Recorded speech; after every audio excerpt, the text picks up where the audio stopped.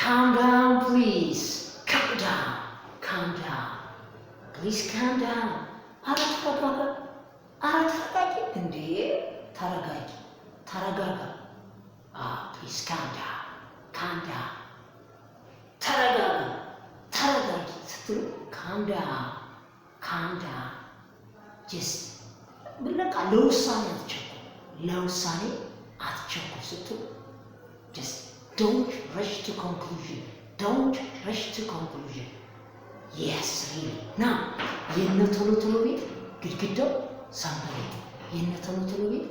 ግድግዳው ሰንበሌጥ ስትሉ በእንግሊዝኛ እነዚህ ምሳሌያዊ አነጋገሮች በነገራችን ላይ ለምሳሌ የተማረና የበላ ወድቆ አይወድቅም ይላሉ ሰዎች። የተማረና የበላ ወድቆ አይወድቅም ስለ ዳይሬክት መብሉን እንዳይመስል ነው። ሌላ ትርጉምም አለ። መብሉን ብቻ ካሰበችስ it's good by the way it's good yes የተማረና የበላ ወድቆ አይወድቅም እንላለን። ኦኬ ጉድ። ሌላኛው ትርጉሙ ግን ምን መሰላችሁ? ትከሻህን ከፈጣሪ ላይ እንጂ ከሰዎች ላይ አታስደግፍ ማለት ነው። ገብቷችኋል? ስለዚህ አትቸኩ። please calm down now የነቶሎ ቤት ግድግዳው ሰንበሌጥ ስትሉ a house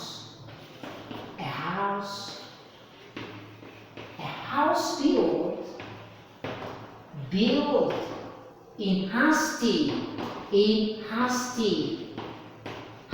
ምንድን በችኮላ የተሰራ ቤት ማለት a house built in hasty has a wall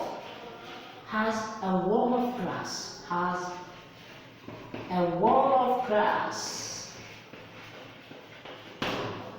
A house built in hasty has a wall of glass. የነቶሎ ቤት ግድግዳው ሰንበሌጥ please calm down and take as you want as you like ነገሮችን በሰከነ መንገድ አስቦ ለውሳኔ ከምትቸኩል ተረጋጊ። ቆም ብለህ አስቢና ተወሰን። ምንም ወዲህ ማለት የለም።